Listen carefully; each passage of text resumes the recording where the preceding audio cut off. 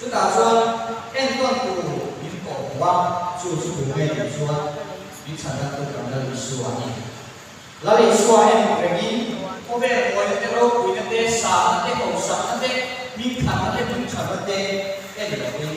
那你说这em不会你问题啊那你说这个你要说mà thay cái số cái đi ra số chúng ta chia cho cái cái là chúng ta đi xoay nữa mà à bồi về là quy phone nó sẽ tập mấy cái gì khác nhiều số bao nhiêu là đi xoay nữa mà để cái có về thiếu đắng sang nó tê hồ sang nó tê miếng thằng nó tê cầm em xoan cầm bê sấy xoan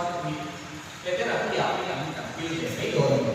số bao để cái phim của mình càng xem nó có ảnh hiện là lấy suất sốc em của mình lâu rồi anh đi thì chuan thì càng xem nó chuan có vẻ thì là con mình sẽ lo mà cái gì ở đây cái game mà chuan ở đây cái nó sắp đến này có vẻ là gì à có vẻ lúc thì là đi tham chỉ này sự kiện sẽ trong cái gì của và rồi mà nắm đểคนขับรถมุ่งว่าจะส่งเงินไปที่ที่การเสียคนชวนสานักการนิมาเสนากับเจ้าบินลงมาทำทีมเพื่อไปที่อินโพเทน่าจุดเดียวกับอินคาโดโรตีทุกวันผู้ส่งที่ในปฏิจ้าส่งปฏิทั่วชวนก็เสียเลย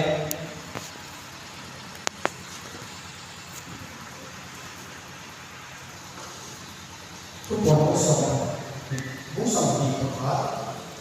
ผู้ส่งดีกับจ้าส่งผู้นายเด็กเราต้องควรโดนในปีนั้นที่เดียวเสียเป็ดลิ้นตลอดกันเองของมันมีกินอันที่เดียวเสียเป็ดลงมันแล้วเลยสุดกันเองของมันเลยสู้ลงมันจะสู้ทิ้งฉากให้ดีก็ทิ้งเถอะบ้านใครไม่ดีก็ไม่ดีละกล้ามาติดปีเด็กกันไม่ถึงอีกการเสียไปเนี่ยชื่ออะไรการทิ้งเตียงเสียแล้วเป็ดลงมันแล้วเลยสุดกันเองนะอัปโตแล้วเลยสุดกันเองนะเอาอันที่ยาส่วนนี้ริงกุเบียนทั้งโลกทั้งกูว่านั่นเราลุกขึ้นเด็กผู้จัดพวกสวยนั่งตกเสียถอยประเทศนี้มีสักวันสุกันนี้ประเทศนี้เป็นของเสกอาเมนส่วนนี้การริงกุก็มาเทียนอันบุญเวล่ะเป็นเจริญสู้จีละแล้วอีกส่วนแต่ในงานทำลายที่บุญเล่รวมบุญเล่บุญฟ้อนนั่นสุดละฮัลโหลมีฮัลโหลใครอะฮัลโหลนั่นซาไม่ค่ะรองน้ำขิงมาเสร็จแล้วอีกส่วนจะไปนานเราบุญรินแล้วอีกส่วนจะทิ้งบุญรินประเทศบุญรินอันนี้ทุกวันต้องใส่จ้างสองทุ่มมาทำสองหรือก็เสียอย่างนี้ทุกวันต้องใส่จ้างสองทุ่มมาทำสองใส่ดูที่ดูปัจจัยมาปัจจุบันกันเองนะเพ่งวันว่าสิ่งที่อยู่เป็นเงี้ยคอยจะมาหลอกคนเงี้ยนี่ที่มีเดียอินเกี่ยวกับเองนะพระผู้นั้นทำเสียหลอกจะดีนะอินอันนี้จะเองนะเพ่งที่โชว์นักสัตว์ตาชั่วแต่พาอันดีนะอันควรจะเราที่จะสู้อินอันที่มาตราสู้วางอินประเทศถูกพามาอันของอันนี้อินอาศัยจานินอันเดียร์หนักส่วนอารมณ์โกชีอินเราถูกพาทั่วส่วนอันสุ่มอาบอินสู้อาจารย์อันเรื่องการเลี้ยงเราก็มาอันวิพากษ์เลี้ยงเราก็ดีให้เราก็มาลุ่มเลี้ยงพวกนี้เราก็เวลาเราถูกพาแล้วสู้อันเป็นตัวดีนะนั่นเป็นผู้รักจะช่วย